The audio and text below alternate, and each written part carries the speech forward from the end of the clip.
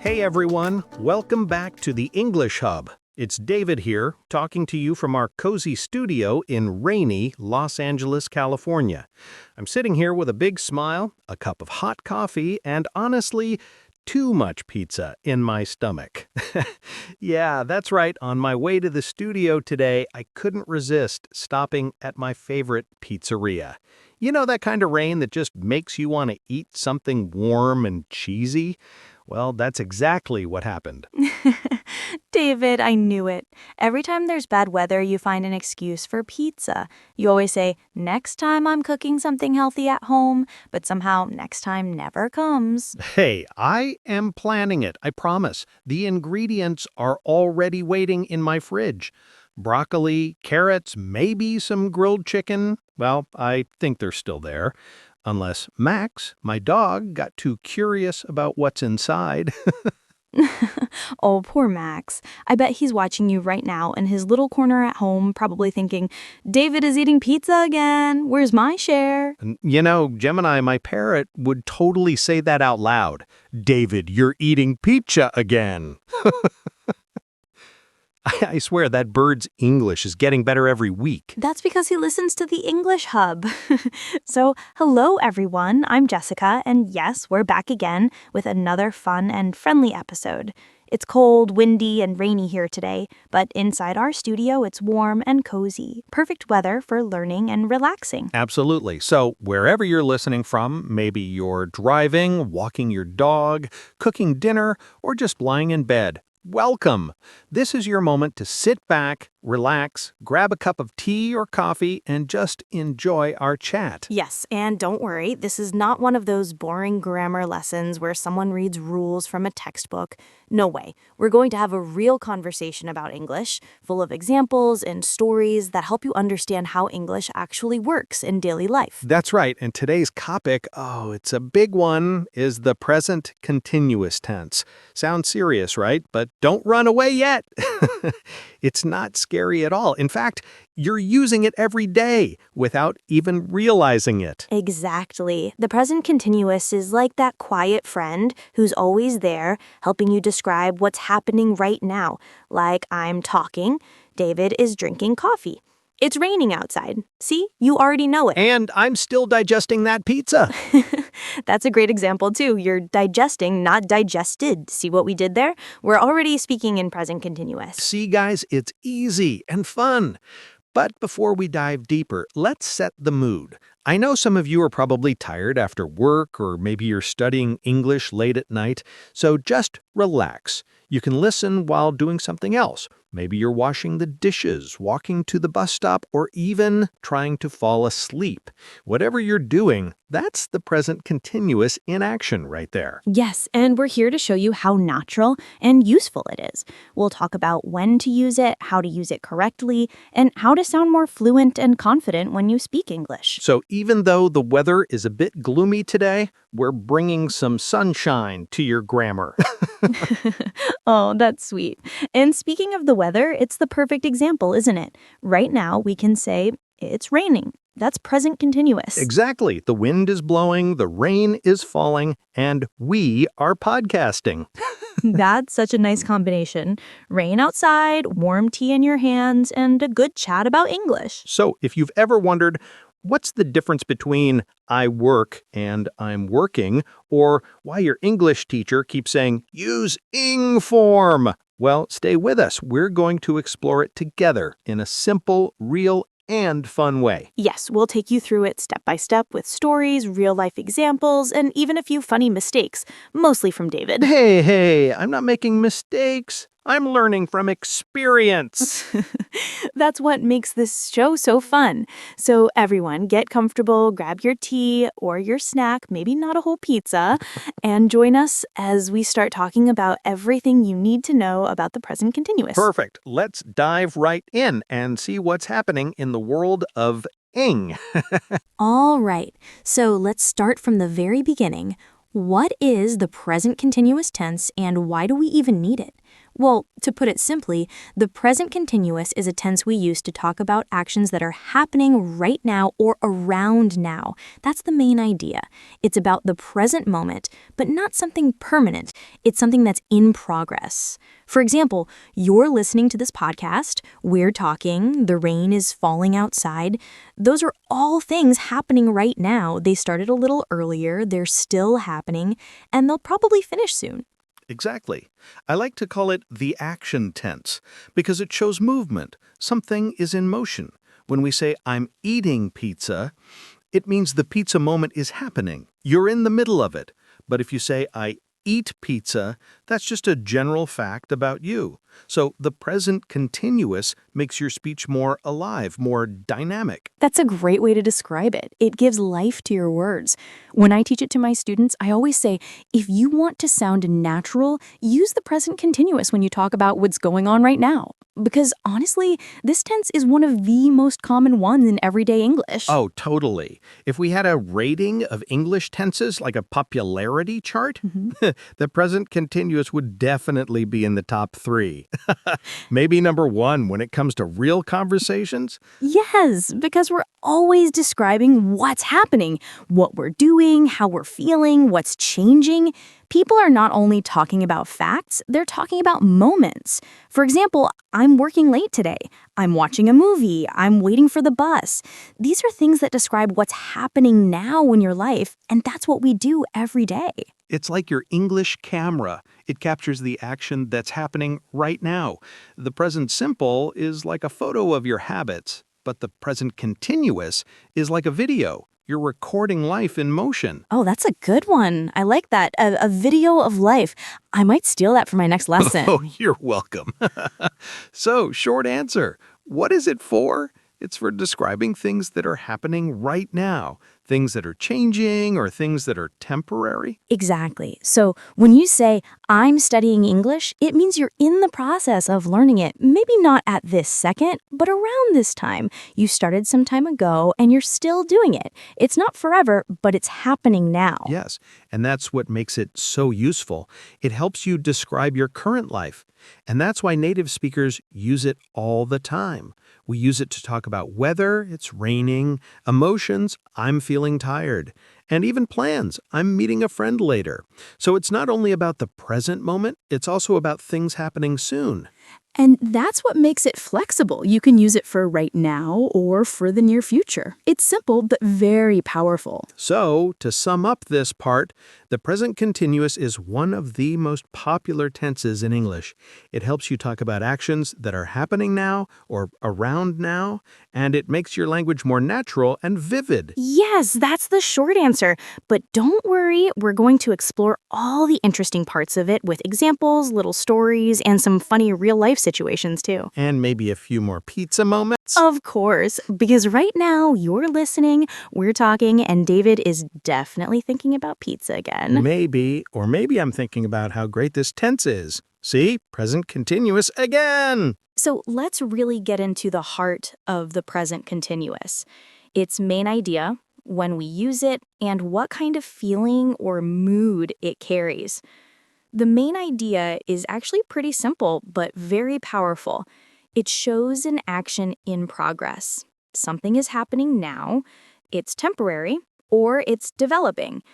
It's not a fact or a routine, it's something that's alive, moving, changing. Yeah, it's like the tense that's always in motion.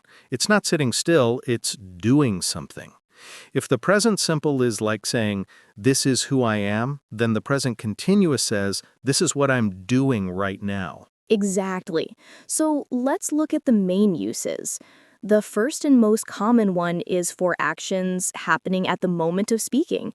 For example, I'm talking right now. You're listening, the rain is falling, the dog is barking, David is drinking coffee. Yes, and if you think about it, that's probably how we start using English as beginners.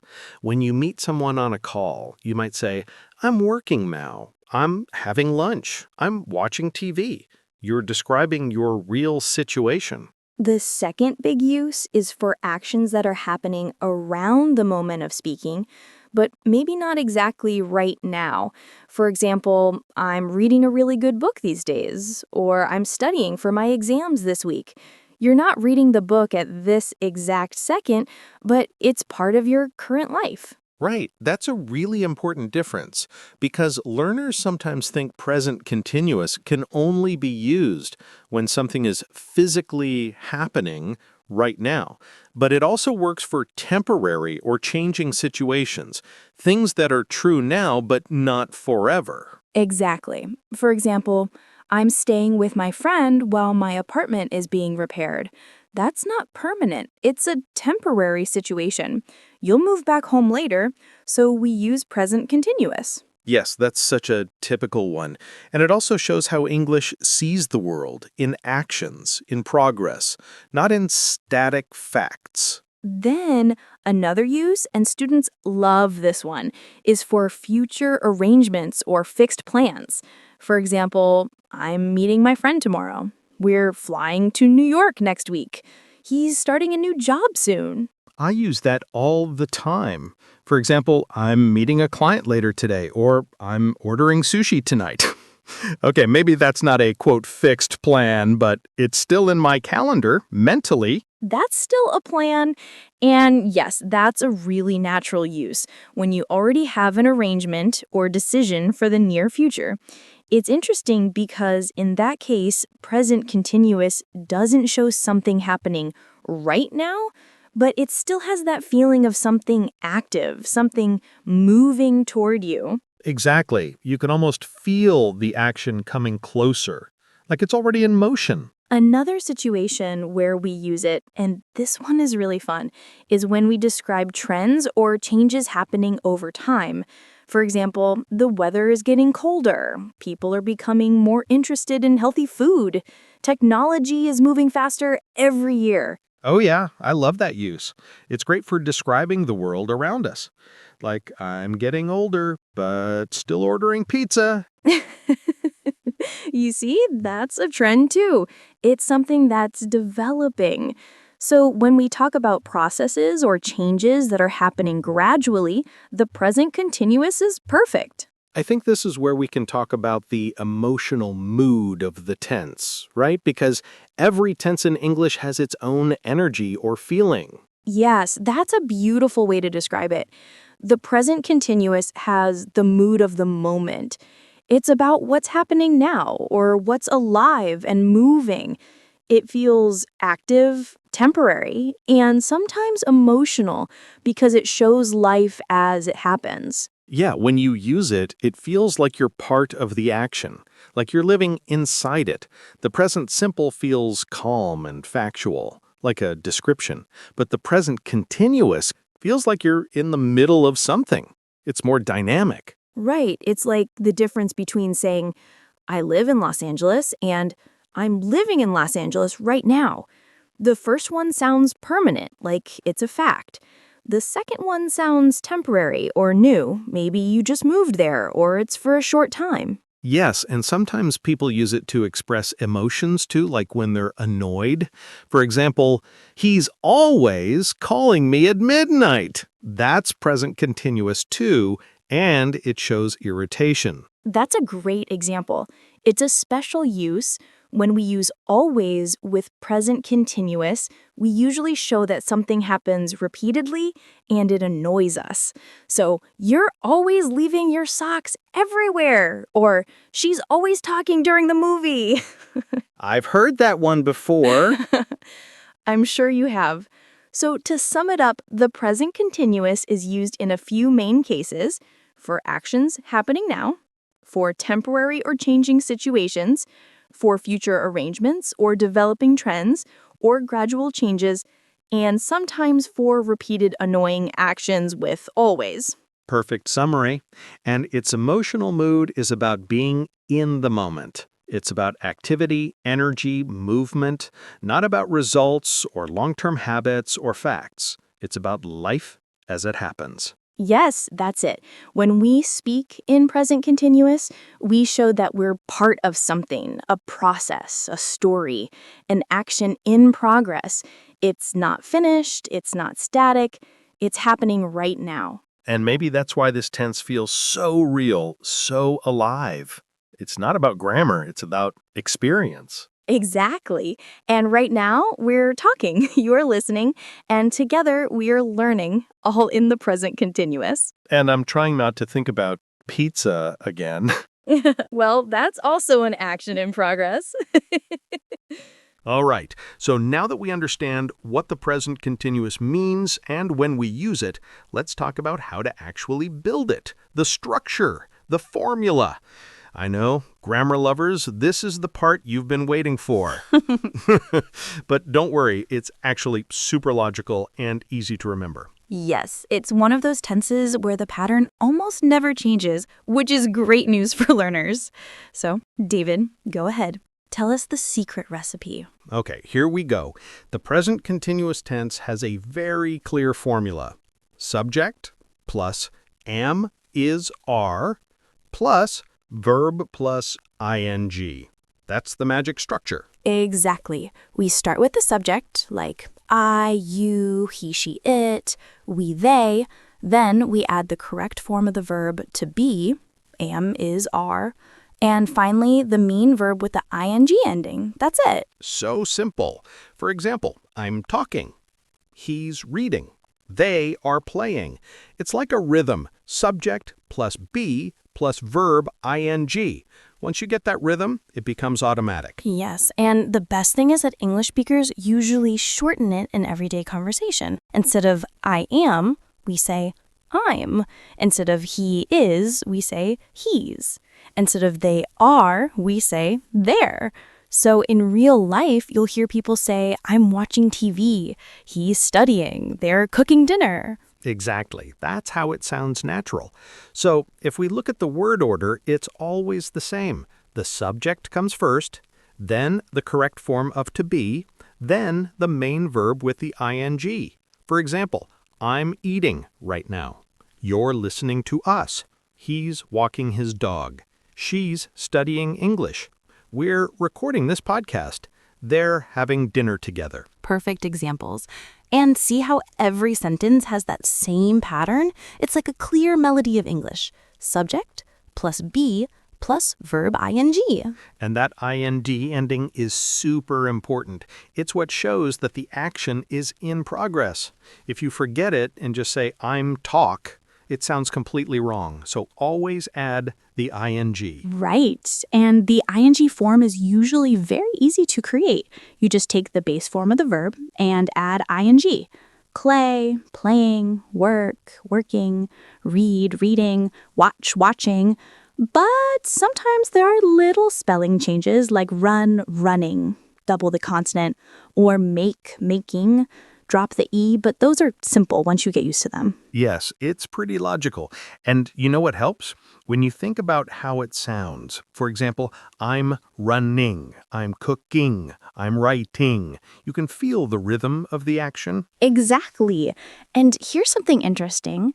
The auxiliary verb to be changes depending on the subject, not the main verb. So it's I am, you are, he, she, it is, we are, they are. That's the only part that changes. Right. The ing verb doesn't care who's doing the action. It stays the same. For example, I'm cooking, he's cooking, they're cooking. Same main verb, just a different to be. That's why the present continuous is so learner-friendly. Once you know the pattern, you can make dozens of sentences easily. Yes, let's play with a few examples. I'm learning English. You're learning English. He's learning English. She's learning English. We're learning English. They're learning English. Same verb, just different forms of to be. It's almost like music. You just change the first note. I like that. Grammar with rhythm. And if you listen carefully, it also shows something about English logic. The present continuous is about now, about life in motion, And the verb to be is like the engine that makes it move. That's true. Without am, is, are, the sentence has no power. So if you ever forget that part, it's like forgetting the battery in your remote. Nothing works. That's a good metaphor. So to recap, for an affirmative sentence, we always keep this order. Subject plus am, is, are, plus verb ing. It's that simple. Exactly. And when you practice it, try to use examples from your real life, like I'm sitting at my desk, I'm listening to a podcast, I'm drinking water, I'm learning new words. That way, it doesn't feel like grammar, it feels like talking about your life. Yes, and that's the best way to remember it because the present continuous isn't just a rule, it's the way we describe what's happening right now. So every time you use it, you're actually living the grammar. Wow, that sounded deep. But it's true. And right now, we're teaching, you're learning, and together, we're having fun. That's the present continuous in action. Exactly. Grammar and fun happening at the same time. Okay, so we've already talked about how to make affirmative sentences in the present continuous, but now let's go to the other side, the negative form. Because, let's be honest, sometimes we're not doing something, and we need to say that clearly. Exactly. Negatives are super useful. We don't always want to say, I'm working. Sometimes we need to say, I'm not working. And that small word not changes the whole meaning. Right, so here's the basic formula for making a negative sentence in the present continuous. Subject plus am, is, are, plus not, plus verb ing. That's it. Just add not after the verb to be. Yes, and what's nice about this tense is that you don't need any extra helping verbs like do or does. You only use am, is, are, and you simply put not right after it. Exactly. So, for example, I am not eating pizza. He is not studying. They are not watching TV. You see, the structure stays the same, but we just add not. Exactly. And in everyday English, we almost always use contractions. We say, I'm not, he isn't, she isn't, it isn't, we aren't, they aren't. Right, because no one really says, I am not working in normal conversation. It sounds too formal or dramatic. Exactly. But interestingly, with I am not, we don't usually contract it the same way as is not or are not. We don't say I'm n't. That would sound funny. Yeah, no one wants to hear I'm n. So we only say I'm not. That's the one exception. For the rest, it's simple. Is not becomes isn't, and are not becomes aren't. Let's make a few examples so listeners can really feel the pattern. Sure. I'm not eating right now. You aren't listening carefully. He isn't watching TV. She isn't studying today. We aren't working this weekend. They aren't playing football because it's raining. Perfect examples. You can hear how natural that sounds. And notice in every sentence, not comes right after am, is, are. That's the golden rule. Yes, and it's one of those things that learners sometimes mix up. A really common mistake is putting not in the wrong place, like saying, I not am working, or I am working not. That sounds very unnatural in English. Oh yes, that's a typical one. English has a very clear word order. The to be verb always comes before not. So remember, am, is, are plus not verb ing. Never the other way around. Another mistake I hear is when people forget to use am, is, are completely. They say things like, I not working, or he not playing. It's a small omission, but it changes everything. Exactly. Without am, is, are, it's not a sentence anymore. It's like trying to drive a car without the engine. The sentence needs that to be verb to move. Yeah, to be is the engine, and not is just a little stop sign next to it. I like that. And another small detail to remember, the main verb always stays with the ing ending, even in negative sentences. Sometimes learners think that because this sentence is negative, the verb should change, but it doesn't. It always stays verb ing. Yes, that's a great point. So it's I'm not reading, I'm not cooking, I'm not playing, never I'm not read or I'm not cook. Exactly. The ing form always stays, no matter if the sentence is positive or negative. So if we summarize, the negative formula is subject plus am is are plus not plus verb ing.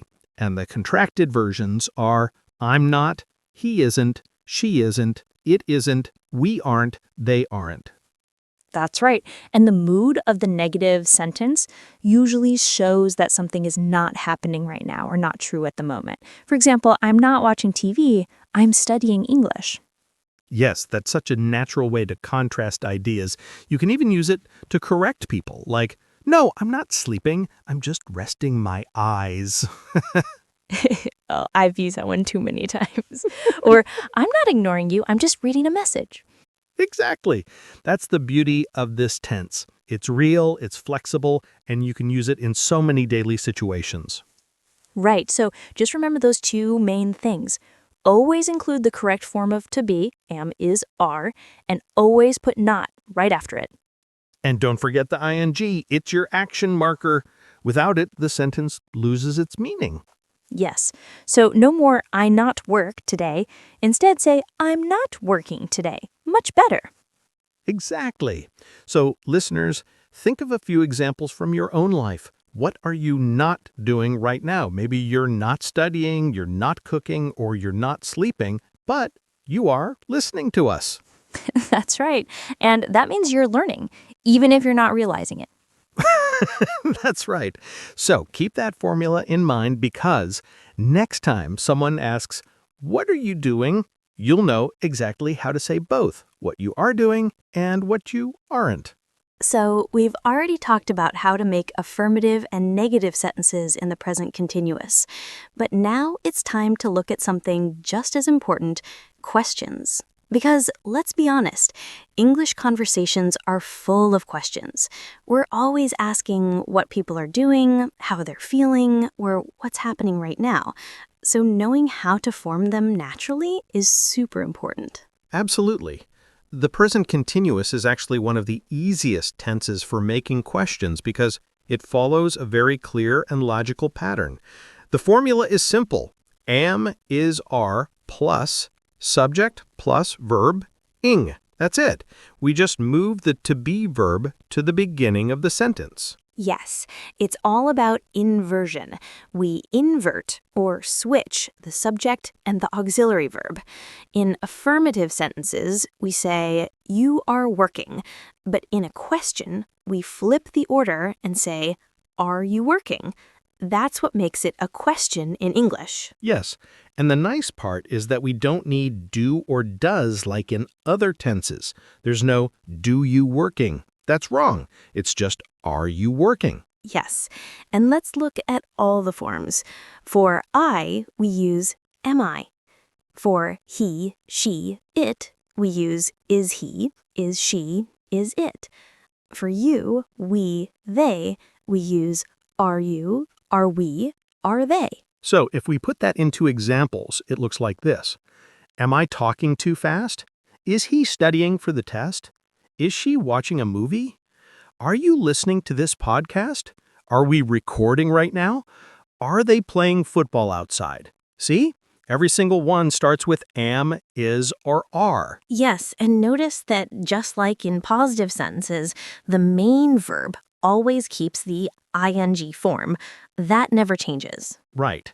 And that's one of the most common mistakes learners make. They forget the ing. They say things like, are you work now? Instead of, are you working now? Yes, that's a big one. Always remember, the present continuous must have ing. The auxiliary shows the tense, and the ing shows the action is in progress. Both are needed. Yes. Another mistake I often hear is when people forget to invert the order. They say, you are working, instead of, are you working? Which in English sounds like a statement with surprise, not a real question. Right. In some languages, people just change the tone of their voice to make a question. But in English, we must change the word order. The auxiliary comes first. That's what makes it a question in English. Yes, that's such a key rule. If you only raise your voice but don't switch the words, it can sound confusing. For example, you are cooking sounds like you're surprised, like, oh, you are cooking. But are you cooking is a real question. Yes, and that small difference changes how people understand you. So, Jess, what about short questions? You know, the ones we use in daily life when we just want quick confirmation? Oh, yes, those are super common. In short questions, we just use the auxiliary and the subject. That's it. For example, are you? Is he? Am I? They sound small, but they're powerful. You can use them to respond quickly or to keep a conversation natural. Yes, for example, I'm working on a new project.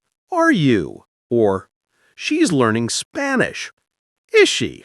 That's the present continuous in mini form, perfect for natural English flow. Right.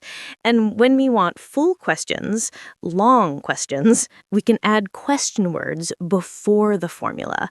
That's where words like what, where, why, who, how, and when come in. Yes, so, for example, what are you doing? Where are you going? Why is he laughing? Who is she talking to? How are they feeling? When am I meeting you? You see, the structure stays the same. Question word plus am, is, are plus subject plus verb ing. Yes, and that's the beauty of it. The pattern never changes.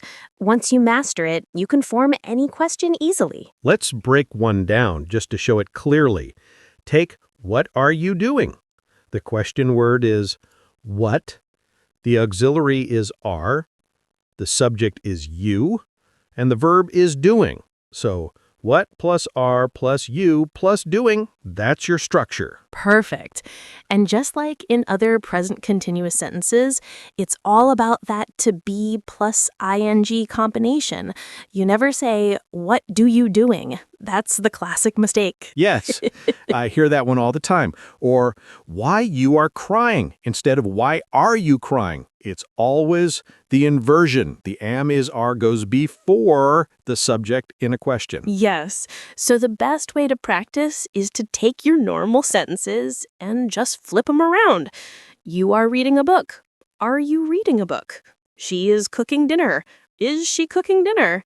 They are studying. Are they studying? And then try with question words.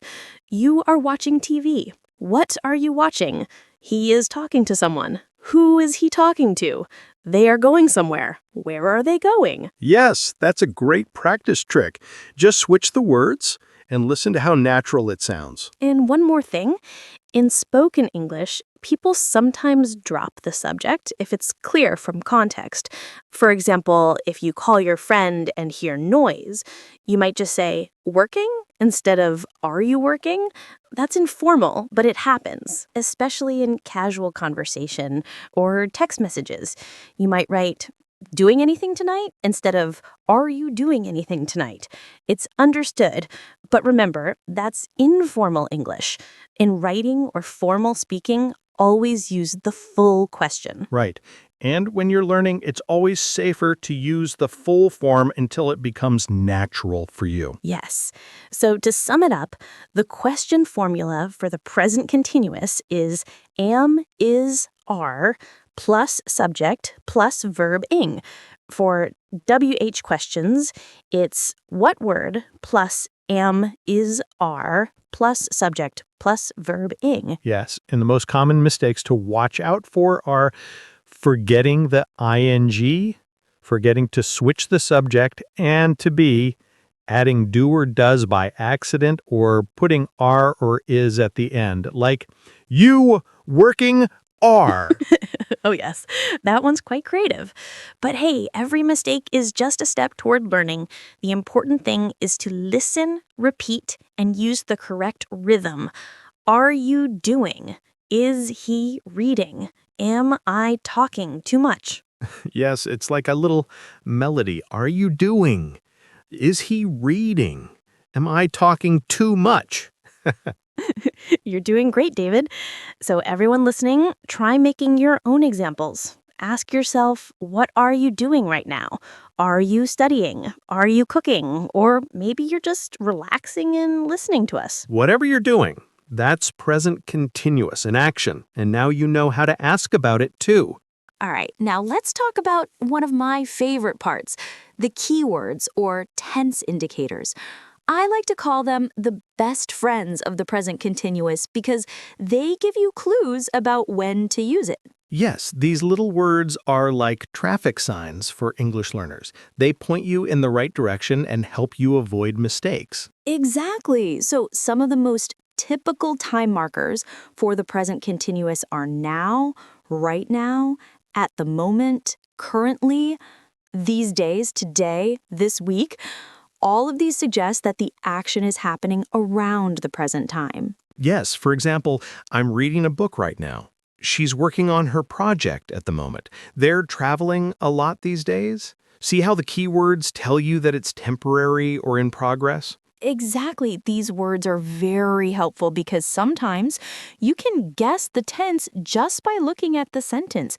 If you see now, at the moment, or these days, there's a high chance you need the present continuous. Yes, and a common mistake learners make is mixing it up with the present simple. For example, I read books these days. Sounds weird, right? It should be I'm reading books these days because it's about a temporary situation happening around now. Exactly. That's one of the main confusions. Present simple versus present continuous. Present simple is for facts, routines, and habits. Present continuous is for temporary actions, actions in progress, or changes happening now. Another common confusion is using present continuous with always incorrectly. For example, learners sometimes say, I'm always going to school, but without emotion. It doesn't sound natural. With present continuous, using always expresses irritation or surprise. He's always leaving his shoes on the floor. Yes, that's a special case. Another thing is words like today or this week. They sometimes confuse learners because we can use them with present simple too. For example, I work a lot today versus I'm working a lot today. The first one sounds like a scheduled fact. The second one emphasizes the temporary nature. Maybe today is extra busy. Exactly. The key is to focus on the action in progress versus the habit or routine. If it's happening right now or it's temporary, use present continuous. If it's permanent or repeated, use present simple. Yes, that's why these keywords are so helpful. They guide your choice. Another tip, if you see words like always, constantly, forever with a complaint or emotion, it's usually present continuous. Now, comparing with similar tenses can help avoid mistakes. For instance, present simple is I work, she studies, they play football, habits, routines, facts. Present continuous is I'm working, she's studying, they're playing football, happening now, temporary, changing. Exactly. And sometimes learners confuse present continuous with present perfect continuous. For example, I'm studying English versus I've been studying English for 2 hours. The first is right now or around now. The second emphasizes duration up to now. Yes, so the advice here is focus on the time markers. Right now, at the moment, today, that's present continuous. Since, for, all day, probably present perfect continuous. Exactly. And another common mistake is forgetting the ing form when the keyword is there. For example, I'm read a book right now. Wrong. It must be I'm reading a book right now. The keyword right now tells you the present continuous is required. Yes, keywords are your best friends. They tell you exactly which tense to use. Think of them like little signs on the English highway saying temporary action ahead, habit over there, duration coming up. Perfect analogy. So to avoid confusion, look for time markers now, right now, at the moment, currently, these days, today, this week. Ask yourself, is this happening now or is this a permanent fact? Check your verb. It must have ing and the correct am, is, or are. Yes, and remember, when in doubt, ask yourself, am I describing an action in progress or a repeated habit? That's the simplest way to pick between present continuous and present simple. Exactly. If you keep these best friends, the key words close, your English will sound much more natural and you'll avoid the common confusions that learners often have. So now, listeners, next time you see right now or these days, your brain will immediately say, present continuous incoming. That's right. And that's why we love these tense indicators. They make English predictable, logical, and much easier to use in real life. All right, everyone, we've come to the end of today's episode, and what a journey it's been. We started with pizza, rain, and coffee, and somehow ended up diving deep into the magic of the present continuous. So let's wrap it up with the main things to remember. Yes, the present continuous is all about actions in progress, temporary situations, and things that are happening right now or around now. It's that tense that brings your English to life, makes your speech dynamic, and helps you sound natural. Exactly. So if you take one thing from today, let it be this. Subject plus am, is, are plus verb ing. That's your formula. Remember the keywords like now, at the moment, these days, because they're your best friends, and remember to use not for negatives, invert the subject and auxiliary verb for questions, and don't confuse it with present simple. That's a recipe for natural, confident English. Yes, and don't forget, this tense also expresses temporary habits, emotions, trends, and near-future plans. It's flexible, practical, and one of the most commonly used tenses in everyday English. So whether you're listening to us while cooking, walking, or even lying in bed, think about the present continuous in action. You're listening, we're talking, the rain is falling outside. That's real life in English. Exactly. And now before we go, we want to invite you to do a few things. If you enjoyed this episode, make sure to subscribe to our channel so you never miss a new conversation with us. Yes, and hit the like button. It helps us keep making more content just like this. And if you think your friends could use a little English boost, share this episode with them or on your social networks. And don't forget, we love hearing from you. Share your thoughts, stories, or even funny moments related to the present continuous in the comments below. Tell us about something you're doing right now or a temporary situation in your life.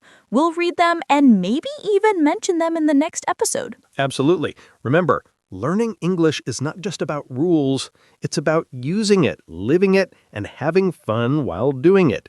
And the present continuous is one of the best tools to make that happen. So from all this here in our cozy, rainy Los Angeles studio, thank you for joining us today. Keep practicing, keep speaking, and keep enjoying English. And until next time, keep your verbs moving, your actions happening, and your coffee hot.